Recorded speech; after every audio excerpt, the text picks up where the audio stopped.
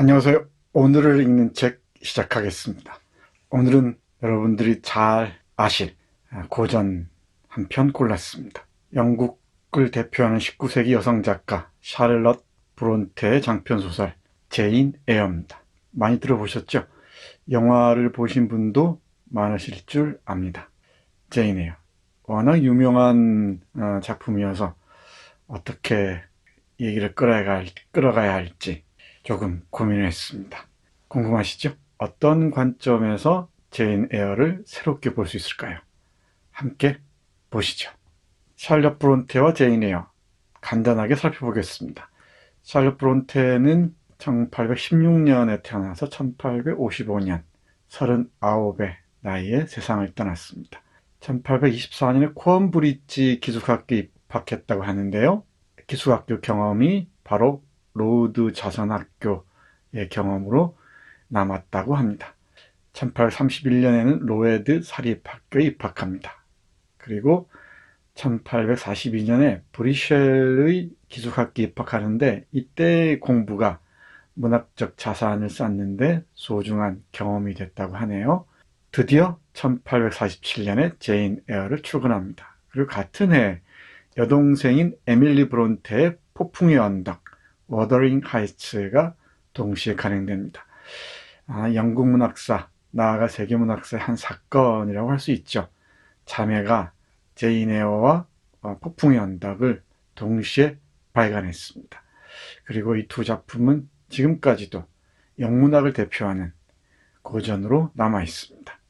1848년에 남동생 브레넬과 여동생 에밀리가 사망합니다. 브론테 집안이 좀 일찍 그 세상을 떠나는 경향이 있었던 것 같습니다. 유전일까요? 글쎄요. 가족의 내력인지도 모르겠습니다. 1849년에 셜리라는 소설을 출간합니다. 그리고 어렵게 결혼을 하는데 결혼 후 9개월 후에 숨을 거두고 맙니다. 이 샬럿 브론테의 대표작인 제인 에어는 150년 동안 전 세계 젊은 독자들을 가슴 뛰게 만든 로맨스의 고전, 이렇게 얘기를 많이 하죠. 또 이와 함께 사랑과 사회적 지위 앞에 당당한 새로운 여성상의 탄생을 그린 성장소설, 이렇게 얘기도 합니다. 둘 다 맞는 얘기입니다. 제인 에어가, 고아인 제인 에어가 외숙모의 구박에서 벗어나서 이 에드워드 로체스터라는 사람을 사랑하는 그 과정, 여론은 많은 독자들을 설레게 하기도 하죠. 그리고 동화나 그림책으로도 많이 나와 있습니다. 사랑의 소설, 그리고 젊은이들의 가슴을 뛰게 하는 로맨스 소설, 고전인 것 맞습니다. 그리고 이 여성 선언을 하는, 남성들 앞에 당당하게 자기 주장을 하는 독립적이고 자기 중심적인 세계를 개척해 나가는 인물로 제인 에어를 우리는 떠올릴 수도 있습니다. 둘 다 맞습니다. 과연 그렇게만 할까요?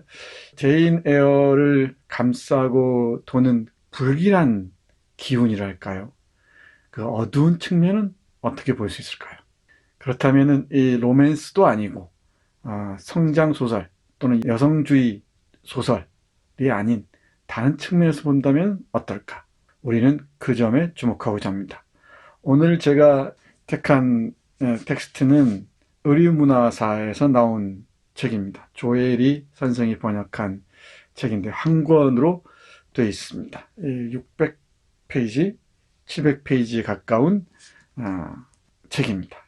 그리고 가장 오래된 번역본 중에 하나가 바로 이 유종호 선생이 번역한 민음사 버전이죠. 이 버전은 좀 예스럽습니다. 그리고 이 반문투가 많습니다. 또 여러 가지 등장인물들의 대화가 매끄럽지 못한 것도 눈에 띕니다. 그리고 또 하나가 이 류경희 선생이 번역한 펭귄 클래식 버전입니다. 이 번역도 좋습니다. 그리고 각 주가 다른 버전에 비해서 상세한 편입니다.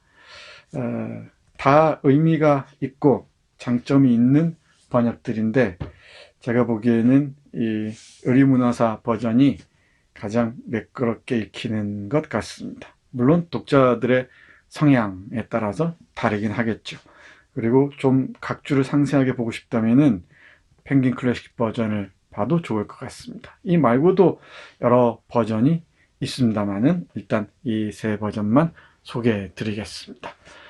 그러면 의류문화사 버전과 함께 이 제인 에어의 어둠을 향해서 나아가 보기로 하겠습니다. 제인 에어의 개요를 짧게 보죠. 제인 에어는 기본적으로 이 제인 에어의 성장 과정을 보여주고 있습니다. 그 장소에 따라서 제인 에어의 그 성장 과정이 눈에 선하게 드러나죠.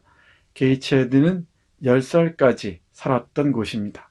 리드 부인, 외숙모의 구박, 그리고 존 리드라는 사촌 오빠죠. 사촌 오빠의 폭력에 끊임없이 노출돼 있었죠. 그리고 일라이자와 조지 아너라는 사촌들과도 사이가 좋지 않았습니다.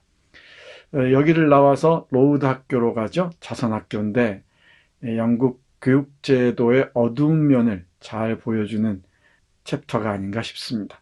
이 브로크러스트, 템플 선생, 헬런 번스 등등이 이 로우드 학교에서 만난 사람들인데 브로크러스트는 정말 위선적인 이 자선가라고 할 수가 있죠. 그리고 템플 선생은 우리 제인 에어에게 각별한 애정을 보여줍니다. 헬렌 번스는 제인 에어에게 오랫동안 기억에 남는 소중한 친구죠. 폐병으로 세상을 떠납니다. 그 죽음을 대하는 어린 소녀의 그 당당한 태도가 오랫동안 인상에 남습니다. 로우드 학교에서 6년간 배우고 2년 동안 교사 생활을 하죠. 그러고 난 다음에 독립하기 위해서 광고를 냅니다. 가정교사 자리를 찾는 거죠. 그래서 솜필드 저택으로 가게 됩니다. 솜필드에서 아델이라는 아이를 가르치게 되죠. 이 아델은 에드워드 로체스트가 프랑스의 무희와 사이에서 낳은 아이로 알려져 있습니다. 물론 정확하지는 않다고 로체스트는 얘기합니다만은 여기에 페어팩스 부인이라는 이 로체스트의 먼 외가 쪽 친척입니다. 솜필드 저택의 살림살이를 도맡아 하는 사람이죠. 그리고 그레이스 풀이라는 간병인이 있습니다. 이 버사 메이슨이라는 이 유령과 같은 존재, 악령과 같은 존재를 감시하는 인물이죠. 그리고 이 빨간색으로 쓴 두 인물 주목하십시오. 이 버사 메이슨 그리고 리처드 메이슨, 남매죠. 버사 메이슨이 동생이고 리처드 메이슨이 오빠입니다. 이 버사 메이슨은 에드워드 로체스트하고 결혼했는데 어쩐 일인지 이 솜필드 저택에 감금되어 있습니다. 그리고 이 불길한 기운을 뿜어내죠. 리처드 메이슨은 이제 버사 메이슨을 찾아와서 사실을 밝히는 역할을 합니다. 대단히 중요한 인물입니다. 이 버사 메이슨과 리처드 메이슨의 초점을 맞춰서 보면은 특히 버사 메이슨의 관점에서 이 제인 에어라는 작품을 보면은 이 작품은 전혀 다른 소설로 와닿을 겁니다. 이렇게 관점을 바꿔서 소설을 보는 것 대단히 흥미있는 작업 중에 하나입니다. 오늘은 버사 메이슨을 초점에 두고 보도록 하겠습니다. 이 솜필드 저택에서 결혼을 하려다가 못하고 버사 메이슨이라는 아내가 있다는 걸 알고서 로체스트에게 말이죠. 제인 에어가 결혼을 거부하고 뛰쳐나오죠. 헤맨 끝에 사흘 동안이죠. 헤맨 끝에 어렵게 이룬 곳이 바로 모턴 지역에 있는 무어하우스라는 곳입니다. 이곳에는 세인트 존 리버스, 다이애나, 메리 이 3남매가 살고 있죠. 나중에 이 3남매는 제인 에어와 사촌간인 것으로 밝혀집니다. 고종사촌이죠. 고모의 아들과 딸입니다. 그리고 로저먼드 올리버라는 사람은 세인트 존 리버스라는 목사를 좋아하는 모턴에 있는 자산가의 딸입니다. 그리고 이곳에서 1년을 보내죠. 솜필드 저택에서 나와서 이곳에서 1년을 보냅니다. 이 무어하우스는 제인 에어가 부활하는 공간이기도 합니다. 각 공간은 각각의 특징이 있습니다. 각 공간을 분석하는 것만으로도 제인 에어를 읽는 흥미가 쏠쏠할 겁니다. 그리고 펀딘 저택이죠. 이 펀딘 저택은 에드워드 로체스트가 솜필드에서 나온 이후 솜필드 저택이 폐허로 변한 이후 살고 있는 곳이죠. 자신의 농장이 있는 곳에 있는 저택입니다. 여기에서는 존 부부 그 하인이 에드워드 로체스트를 돌보고 있습니다. 이곳에 와서 모턴을 떠난 제인 에어가 에드워드 로체스트를 찾아오는 과정에서 저간의 사정들을 알게 되죠.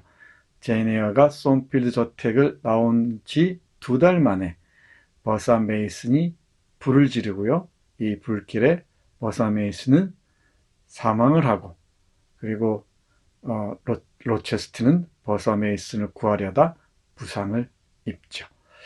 그리고 눈이 멉니다. 한쪽 팔을 잃죠. 눈이 먼데 우리 제인 에어와 결혼한 이후 2년 만에 시력을 회복한 것으로 에필로그에서 기술하고 있습니다. 그리고 주목해야 할 인물이 존 에어라는 제인의 작은 아버지입니다. 포도주업자고요. 이 마데이라라는 대서양에 있는 한 섬에서 포도주를 생산 판매한 것으로 알려져 있습니다. 이 얘기는 뒤에서 잠깐 보기로 하겠습니다.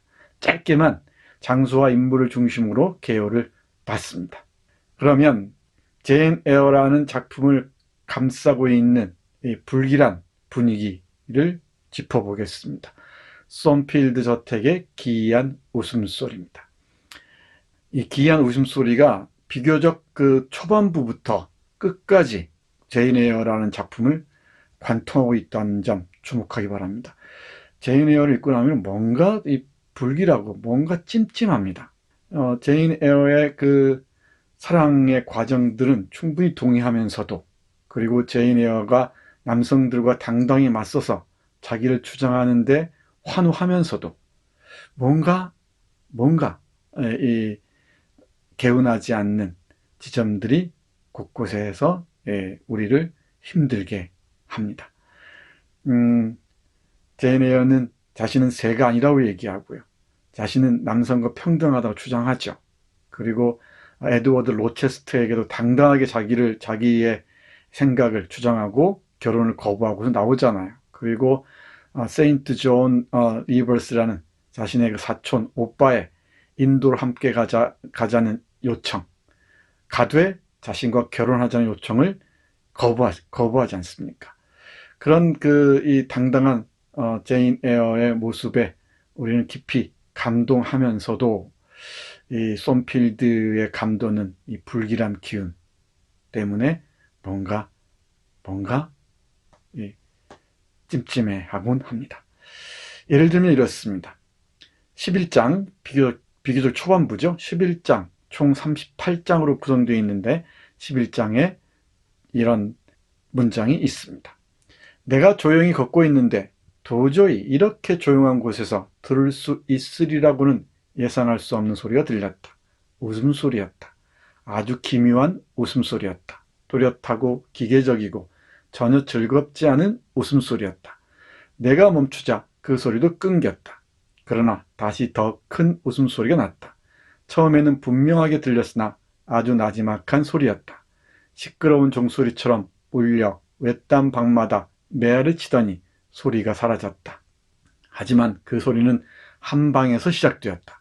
어디서 그렇게 큰 소리가 나는지 정확하게 문을 잡아낼 수도 있었을 것이다. 악마의 웃음소리라고 얘기하죠. 그리고 15장에서는 방화를 합니다. 그리고 저 뒤에 가면 20장에서는 자신의 오빠 리처드를 습격해서 깊은 상처를 입히기도 합니다. 그야말로 이 악령이 아닐 수가 없습니다. 20장의 표현을 빌자면은 저택 주인이 쫓아내지도 못하고 제압하지 못하는 무엇입니다. 이 무엇을 어떻게 설명할 수 있을까요? 이 무엇을 설명해야만 제인 에어를 온전히 이해할 수 있지 않을까 하는 게 제 생각입니다. 조금 더 볼까요? 리처드 메이슨의 방문과 비슷, 앞에 잠깐 말씀드렸었죠. 이 리처드 메이슨이 솜필드 저택을 찾아옵니다. 뭔가 의도가 있었겠죠. 에드워드 로체스트가 자신의 누이 동생과 결혼했다는 것을 밝히려고 온 것 같습니다. 자, 볼까요? 제인과 로체스터가 대화를 나누는 부분입니다. 리처드 메이슨이라는 사람이 왔다는 소식을 전하는 부분이죠. 도대체 무슨 말이야? 이름을 말해 주었어. 메이슨이라고 했어요. 서인도 제도에서 왔다고 했어요. 자메이카의 스페니시 타운에서 왔다던데요. 자, 여기에서 서인도 제도를 주목하기 바랍니다. 그 자메이카의 스페니시 타운도 주목하시기 바랍니다. 서인도 제도의 자메이카, 쿠바 아래에 있는 섬나라죠. 이 스페니시 타운은 다음 시간에 소개해드릴 진 리스의 광막한 사르가소의 바다에 나오는 중요한 장소입니다. 영국의 식민지였죠. 사탕수수 재배를 통해서 설탕을 공급했던 곳입니다. 착취와 약탈이 일상적이었던 곳이기도 합니다. 여기에서 또 흑인과 백인 사이에 태어난 크리올들이 적지 않았고요. 우리의 오늘의 관심사인 이 버사 메이슨도 바로 크리올입니다. 뭔가 좀 감이 잡히십니까? 자, 계속 볼까요? 그때 로체스터 씨는 내 옆에 서 있었는데 의자 쪽으로 이끄는 것처럼 내 손을 잡아당겼다. 말하는 동안 발작적으로 내 손목을 꼭 붙잡았고 입술에 미소가 얼어붙었다. 그는 경련이 일어나 숨이 막힐 것 같았다. 메이슨, 서인도 제도. 그가 한 단어만 말할 줄 아는 자동 인형처럼 말했다. 메이슨, 서인도 제도. 그가 반복했다. 그는 3번이나 반복했는데 말하는 동안 안색이 잿빛처럼 창백해졌다. 자신이 무슨 짓을 하는지 거의 의식하지 못하는 것 같았다. 에드워드 로체스트의 불안을 야기한 게 바로 리처드 메이슨의 방문이었죠. 여기에서 로체스트의 방황과 불안, 눈에 보이지 않는 두려움의 정체가 바로 이 메이슨 가문과 관련이 있다는 것을 이해할 수 있을 겁니다. 이 소설의 또 다른 주인공인 에드워드 로체스트, 우리 제인 에어의 파트너죠.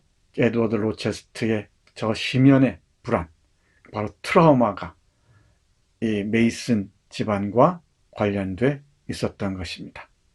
브론테 자매 소설에서 볼 수 있는 광기와 불길한 그 기운들이 있죠. 기운들이 있는데 우리 폭풍의 언덕에서도 우리 잘 볼 수 있죠. 폭풍의 언덕은 우리 시간에 아직 안 한 것 같은데 조만간 소개해 드리도록 하겠습니다. 그 불길한 기운의 정체가 바로 이런 메이슨 가문과 로체스트의 관련성에서 비롯된 것 같습니다. 자, 그 점을 잘 보시죠. 저는 이걸 두고 제국의 불안 또는 제국주의의 무의식적 불안 이렇게 명명하고 싶은데요. 이 제국주의를 경영하면서 대영 제국, 해가 지지 않는 제국이라는 것을 자랑했었죠. 바로 빅토리아 왕조 때 말이죠. 바로 그런데 그 지점에서 제국주의 영국의 깊은 불안, 어떤 그 트라우마가 자리 잡고 있었는 게 아닌가 싶습니다. 이 메이슨 집안을 대표하는 인물 버사 메이슨이 바로 그런 트라우마의 핵심이 아니었나 생각할 수 있을 것 같습니다. 만약에 로체스터 가문이 어떤 식민지 자메이카를 약탈한 장본이라는 말이죠. 저의 추측은 더욱 분명해지리라고 생각합니다. 좀 더 구체적으로 들어가 보겠습니다. 유령의 정체가 뭘까요? 이 유령의 정체. 이제 드러납니다. 결혼식을 앞두고 있었죠. 결혼식을 앞두고 있을 때 리처드 메이슨, 우리 버사 메이슨의 오빠죠. 리처드 메이슨이 변호사를 대동하고 찾아옵니다. 그때 내가 결혼을 못할 이유가 뭐냐? 라고 묻는 로체스트에게 변호사인 브리그스가 물론입니다 하면서 주머니에 종이를 꺼내죠. 그리고 그 종이에서 꺼낸 그 문서를 주머니에서 꺼낸 그 종이에 쓰인 글을 읽어 내려갑니다. 몇 년 땡땡땡 년이죠. 10월 20일 15년 전의 날짜였다. 영국의 땡땡주의 펀딘 장원 및 땡땡현의 솜필드에 사는 에드워드 페어팩스 로체스터는 상인인 조너스 메이슨과 서인도 제도 출생인 그의 아내 안토이네타의 딸이며 내 동생인 버사 안토네이타 메이슨과 자메이카의 스페니시타운 땡땡 교회에서 결혼했음을 확인하고 입증한다. 그 결혼 기록은 그 교회의 등록에서 찾을 수 있고 복사본은 지금 내가 가지고 있다. 리처드 메이슨 서명. 서류, 이 문건에서 유령의 정체가 밝혀지죠. 이 유령은 바로 에드워드 로체스트와 서인도 제도 자메이카 스페니시타운 어느 교회에서 결혼한 사람입니다. 그러니까 아내죠. 이 아내를 계속해서 감춰왔고 우리 그레이스 풀의 감시하에 은폐해왔죠. 그리고 끝까지 제인 에어에게도 숨기려고 했습니다. 이 점 주목하기 바랍니다. 그러자 리처드 메이슨이 등장하면서 불안감이 고조되죠. 결혼을 서두릅니다. 빨리 런던으로 가려고 하죠.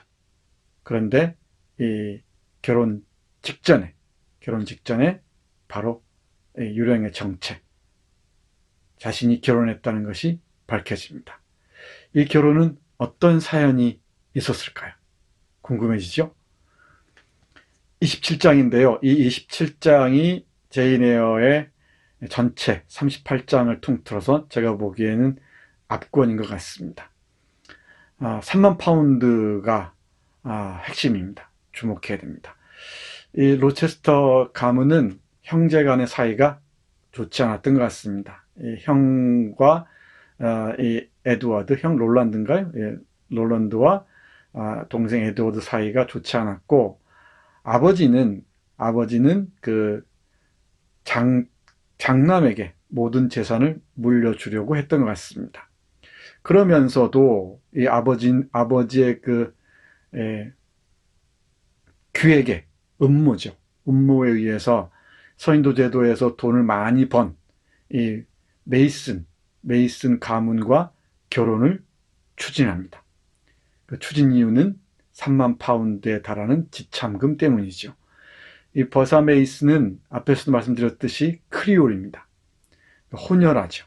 그러니까 오점이 있는 사람입니다. 그런데 에드워드 로체스터는 못 이기는 척하고 자기가 몰랐다는 핑계를 대고 자메이카를 건너가서 결혼을 합니다. 그리고 3만 파운드를 손에 쥐죠. 그런데 이렇게 변명을 합니다. 볼까요? 신부의 어머니는 본 적이 없어. 죽은 것으로 알고 있어. 신혼여행이 끝나자 내가 실수한 걸 알았어. 장모는 미쳐서 정신병원에 갇혀 있었어. 그녀의 남동생 또한 완전히 백치였어. 당신이 본 그녀 오빠도 언젠가 같은 지경이 될 거예요. 그녀 가족을 모두 혐오하지만 그녀 오빠는 미워할 수가 없어. 불쌍한 여동생을 계속 돌보는 것이나 한때 내게 맹목적으로 충성했던 것을 보면 나약한 정신 안에 애정의 씨앗을 갖고 있어. 아버지나 롤란드 형은 이 사실을 모두 알고 있었어. 하지만 3만 파운드만 생각하고 나를 함정에 몰아넣는 음모를 꾸민 거예요. 그러니까 아버지와 롤란드 형의 그 음모에 자신은 희생당했다는 것이죠.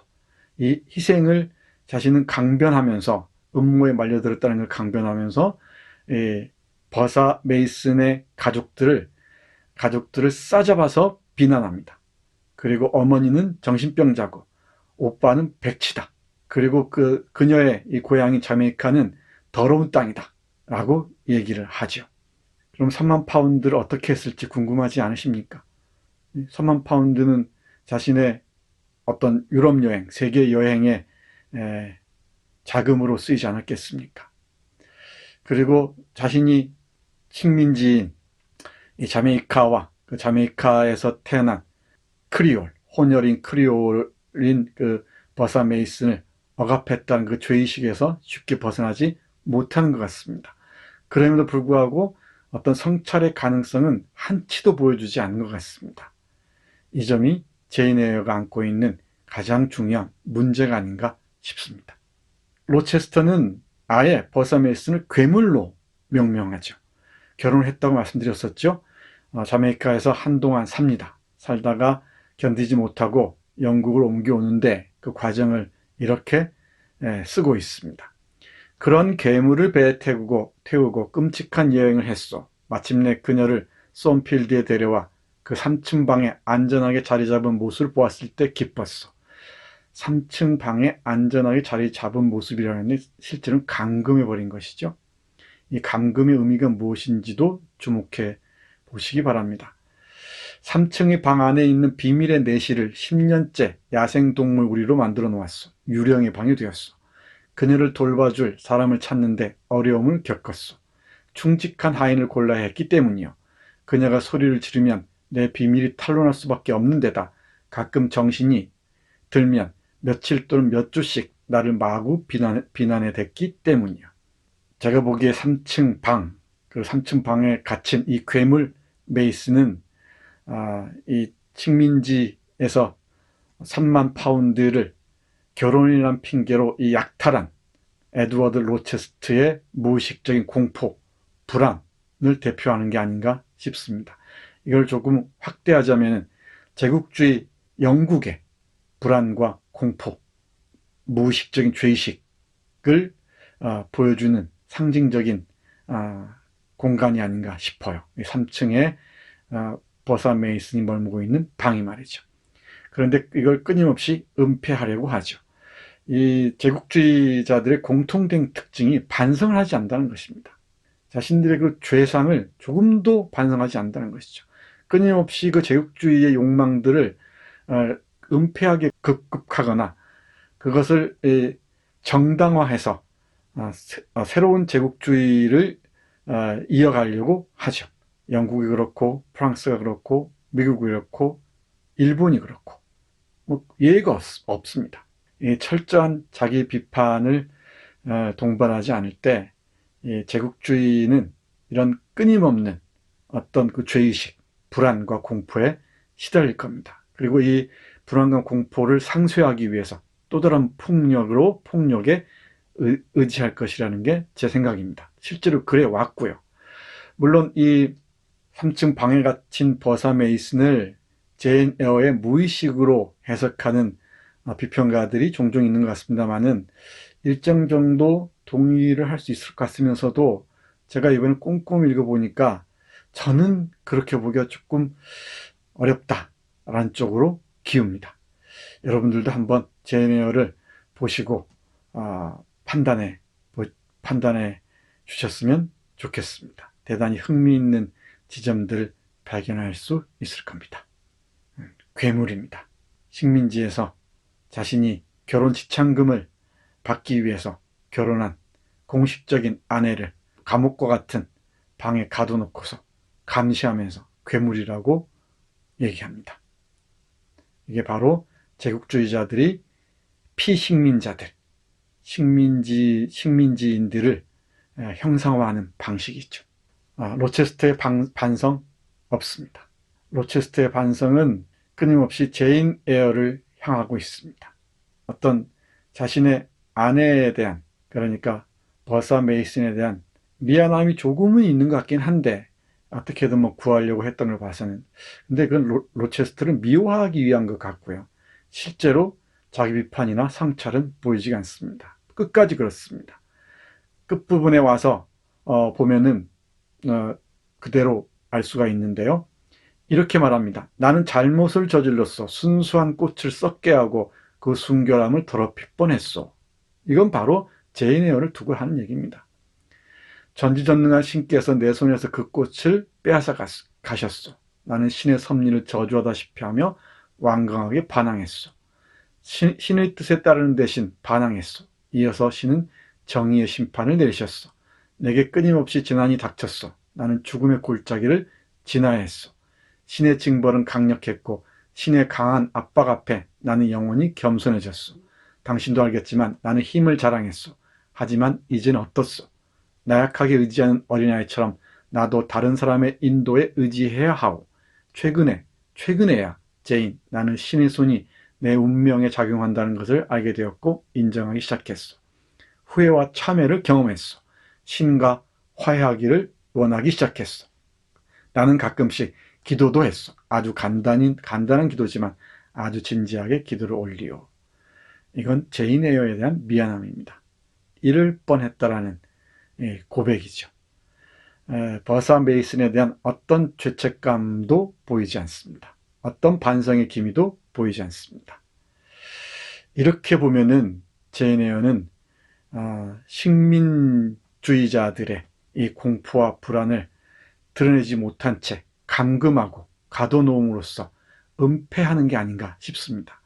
바로 그런 이 자신의 잘못을 반성하지 못하고 은폐하는 로체스터를 끊임없이 이 사랑하는 제인 에어는 어떻게 우리 독자들의 눈에 비칠까요? 버사 메이슨의 관점에서 봤을 때 말입니다. 새로운 눈으로 볼 수 있는 가능성이 열릴 것 같습니다. 물론 지금까지 이 제인 에어를 보는 다양한 그 관점들은 앞에서 말씀드렸듯이 충분히 의의가 있습니다. 오늘 제가 말씀드리는 것은 다른 관점에서 한번 보자는 것이죠.